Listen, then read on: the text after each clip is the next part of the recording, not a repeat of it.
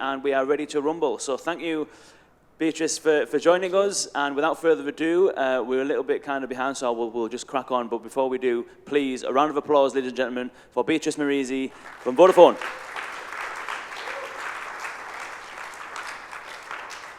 So hi everyone, I'm Beatrice Maurizi from Vodafone Group. Before I dive into my presentation, I would like to introduce a bit myself.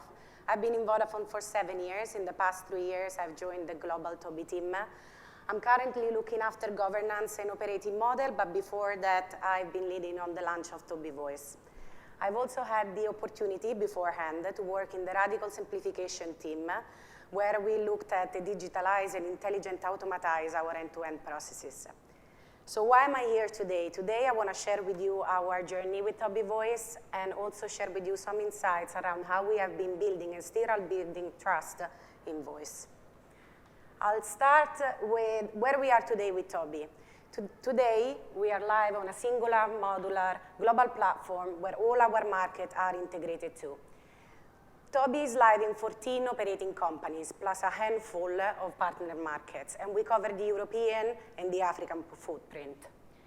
Toby today handles 50 million conversations per month, both in digital and voice. But it's important to highlight that a third of this conversation currently runs on our legacy IVR system, but we are in the process of moving them in our single platform. Our data tells us that Toby is able to contain 80% of our conversation. And we are live in more than 6 channels: app, web, text, social media channels as WhatsApp, Facebook, Apple Business Chat, Twitter, and more. And of course, voice. Voice has been our last channels. We launched it back in 2020, but I want to tell you why we decided to launch voice. So there were several reasons why, but first and foremost, we knew that we had a great opportunity to increase our operational efficiency and reduce our operational cost. Now, we did some researches back then. Our call center agents were under a lot of pressure. In particular, they were handling 60 million of calls per month. And we found out that 40% of those calls were about what we recognize as being simple queries. What does it mean? We knew that we had the opportunity to tackle through our automated channel those calls, free our agent from the pressure, and give them the opportunity to focus on more complex and important stuff. Obviously, there were costs associated to it, so we had a very great opportunity. Thirdly, a very important point for us, we wanted to improve our accessibility. We were very much present in the digital channel, but we found out through customer research that the majority of our customer base still wanted to call us. So for Toby, it was a great opportunity to expand his footprint. Lastly, enhance customer experience, the most important one. We knew and found out that if we were able to give Toby a voice, we could really create an emotional connection with our customer and become the trustworthy agent of choice. Another element I wanted to share, in our company, we really are driven by the concept of experiment, learn fast, and create the future. So we also had and noticed that we could have the opportunity to have a massive competitive advantage towards our competitors. In many of our markets, we have been the first telco to launch a voice bot in our operation. But what has been our voice bot journey so far? So we tackled 3 main areas. Technology, process, and people. Let me tell you a bit about it. First step, architecture expansion. As I mentioned, all our markets are integrated to our global platform, but we needed 2 main products to enable our market with. On one end, the voice gateway, and on the other one, the technology of speech-to-text and text-to-speech, which I will touch upon immediately. Let me start with the voice gateway. We looked around for the best-in-class partner that could provide us with an application that allowed us to connect our global platform with our local market public telephony network. Oh man, this is the area where we have a lot of learnings, and we also encounter a lot of challenges. Integrating with network is a really hard work, but one of the biggest challenges that we encounter was that we found out that it is so critical to get your key stakeholder engagement since day one. We found a lot of resistance in the local team because many people were very attached to the old legacy system and really didn't believe in the power of Tobii Voice. So we learned how to get them on board, and for all the other markets that came afterwards, we put into place strategy in order to ensure that we could fast track the integration process. Goes without saying, support of top management is pivotal. They have to be the ambassador of your product. Second step, when we jump into people, voice team. I mean, voice was a very new technology. We didn't really know what was the optimal voice team. But with the help of our great markets, we experimented different ways of setting up team. I mean, yesterday, Patrice told us, always remember, voice bots are not chatbot that speaks. And it couldn't be more true. That requires you people to have different skills, both from a conversation design perspective and on the other side, from a technology perspective, when we talk about STT-TTS. So we have two markets. One market built from scratch, completely new team, bringing on board new people, not biased by digital experience, and the other one spent time upskilling the existing one. Fairly enough, both had extremely beautiful performances and managed to put into place a really strong voice bot. Third step, speech to text, text to speech. This has been a big challenge. Back then, we look outside our industry, there wasn't really enough expertise on STT. And we were struggling a lot. And what we did that really helped us change the way we work was work intensively into creating learning pathway, training for all our markets, and learn with them how at best we could fast track the upskilling of our people. Another element is the custom neural voice. Now I said earlier, we really wanted to create an emotional bond with our customer. So we made the strategic decision of going with the custom neural voice to give Tobii Voice, our voice, the Vodafone voice, and also making sure that it could be recognized when it's heard. Fourth element has been voice building journey. Here, a lot of learning have come our way. One of the biggest is that we learned that our customer in voice didn't want to go through a navigational journey. We have to be precise, concise, direct. They don't want to waste time.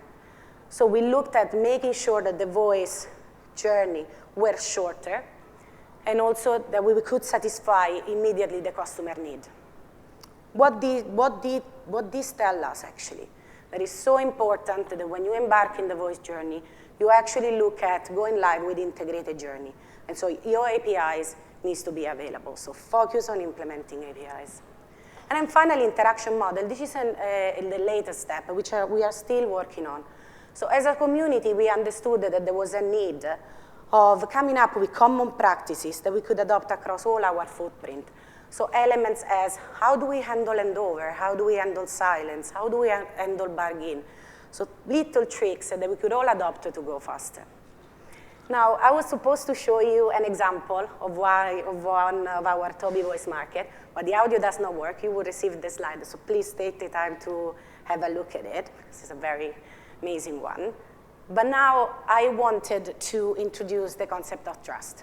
Now, in the past 2 days, we have heard a lot of people asking, but what does good look like, right? How do you know that your bot is good enough? Now here, as I said, we were very well established in digital, and our key metrics we were looking at were containment and TNPS. But we knew that with voice, it was a whole different story. We needed to go beyond. We needed to establish trust in order to be trustworthy as a brand as well. So we adopted a framework that already exists. It's mainly used by financial and professional services, but it's an equation that tells you your bot needs to be credible, reliable, and intimate, and this will boost your trust. But also you have to pay attention on self-orientation. Your bot needs to put the need of your customer first and compromise the one of the business. So with that in mind, I have a little present for all of you. We have established a framework with a set of KPIs that we use daily to decide whether to launch or not a voice journey. There it is. So when we look at credibility, so first of all, what is credibility? Credibility measures the accuracies and the helpfulness of the response of your bot.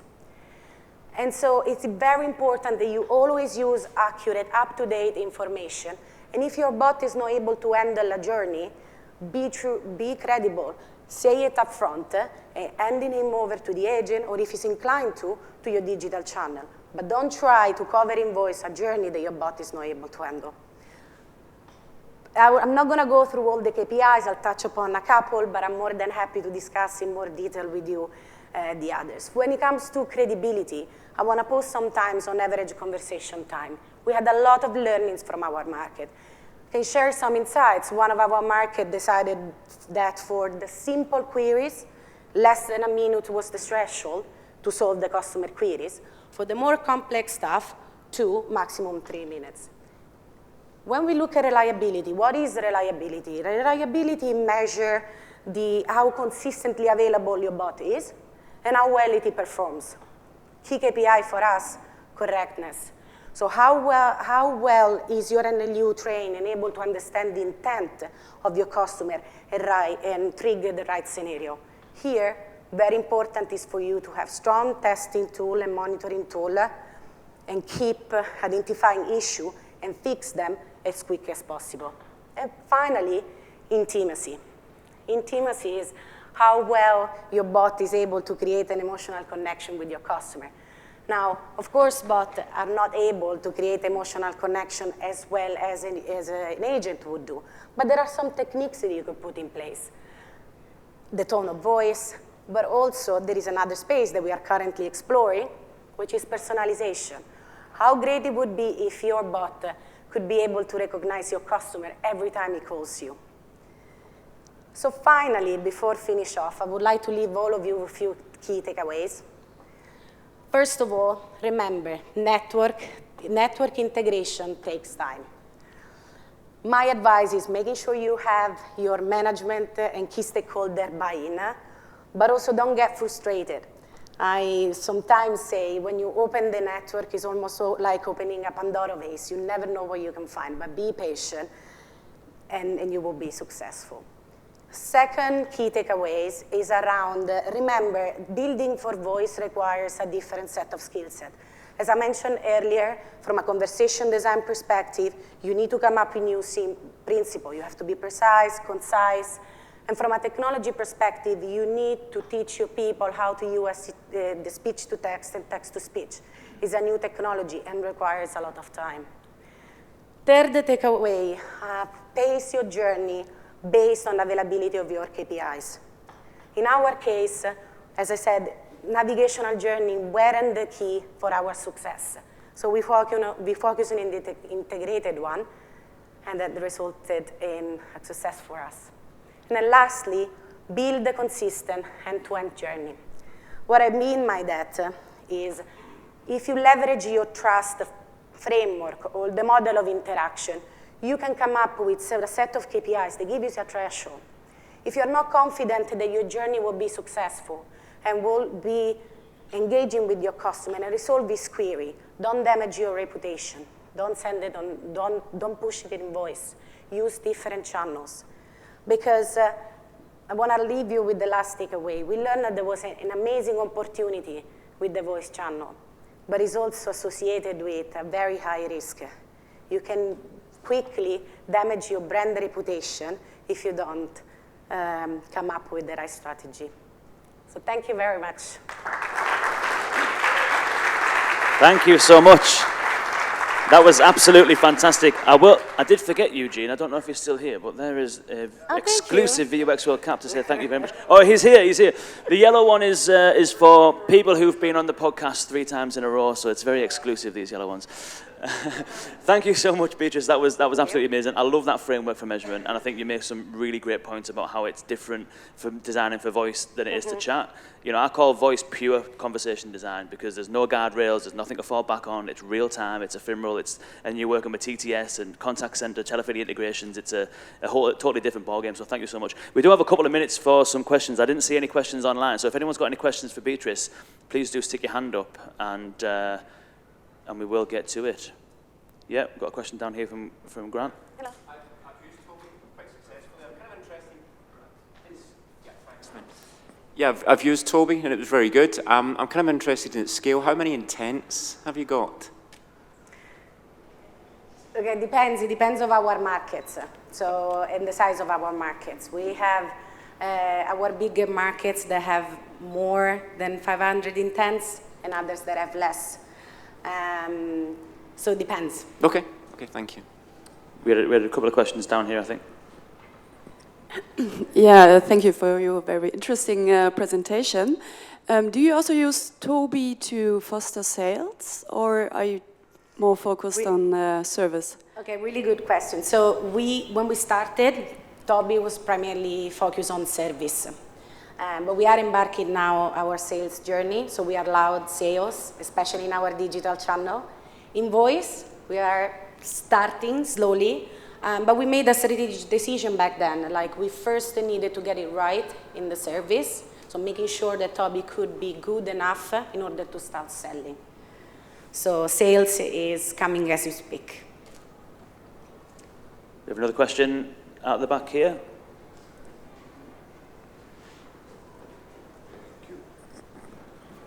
Sorry, yeah. Over here. Oh, okay. We'll come to you. We'll have time for one more. We'll come to you in a moment. Hello, and thank you for your presentation. So my question is, how did you choose these particular KPIs? What was your choice based on? How did you choose what to measure, and then how did you decide whether to launch your assistant or not based on those KPIs? Thank you. So some of these KPIs were, let me go back. There we go. So some of these KPIs, we come across them while we embarked during the journey. I mean, resolution rate, for example, has always been with us. But someone mentioned that we shouldn't necessarily trust it that much. But it's still, anyway, like a KPIs that gives us an indication where we are heading to with our bot. I mean, when we look at all these KPIs, honestly, truly has been because we are a community. We come together with all the markets and define what could be the really key KPIs that can tell us the right indication on whether we should keep or not a journey online. And so that's been mainly our thought process. We are on time. I'm really sorry. I think Beatrice will be kicking around if you want to catch up with her afterwards. Thank you so much, Beatrice. Round of applause, please, for Beatrice Marizzi.